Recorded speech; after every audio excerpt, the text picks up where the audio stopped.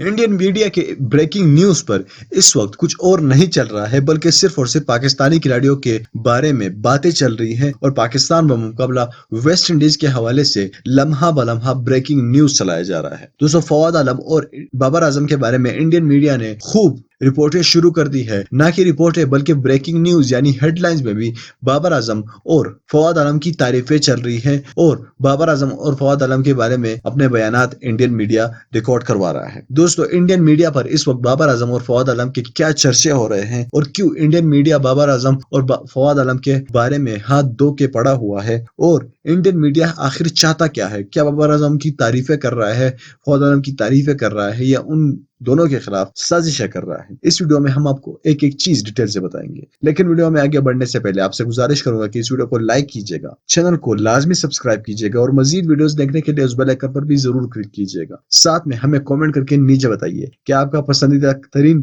Test खिलाड़ी कौन सा है, बाबर आजम या फवाद आलम। नीचे कमेंट बॉक्स में अपने राय का इजहार जरूर देना। दोस्तों, पाकिस्तान में क्या हो रहा है, क्या नहीं हो रहा है, ये तो इंडियन मीडिया पर दिखाया जाता है, लेकिन इस वक्त पाकिस्तानी खिलाड़ी क्या कर रहे हैं, कितने रन्स बना रहे हैं, पाकिस्तान किसके साथ सीरीज है, ये तो इंडियन के स्पोर्ट्स चैनल्स के अलावा अब तो न्यूज चैनलों पर ये बातें हो रही है और तबसरे हो रहे हैं। बाकायदा तौर पर बाबर आजम और फवाद आलम के बारे में एक प्रोग्राम भी हुआ जिसमें बाबर आजम और फवाद आलम ने जो कारकर्दगी सर अंजाम दी दूसरे टेस्ट मैच में वेस्ट इंडीज के खिलाफ, वो तो काबिले तारीफ है। फवाद आलम और बाबर आजम ने कुछ ऐसे हार में पाकिस्तानी क्रिकेट टीम को सहारा दिया। अगर यह सहारा ना होता तो पाकिस्तानी क्रिकेट टीम जिल्लत आमेज शिकस्त से दो चार होती और पूरी दुनिया में किसी को मुंह दिखाने के काबिल नहीं रहती। दोस्तों, बाबर आजम ने काफी अच्छी इनिंग्स खेली और साथ में फवाद आलम ने उनका बहुत ही ज्यादा साथ दिया, तो इन दोनों ने 150 की पार्टनरशिप करके पाकिस्तान को एक स्ट्रॉन्ग साइड दे दी और जीतने के लिए जबरदस्त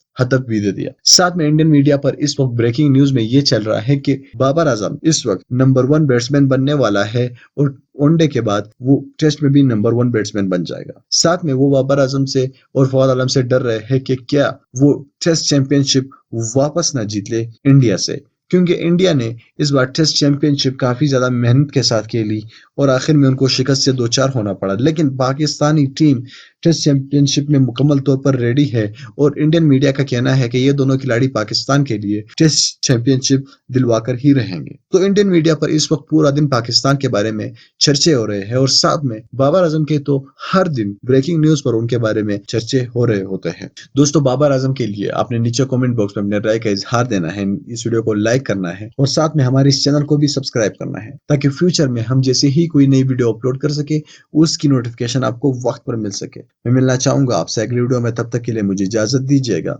अल्लाह हाफिज।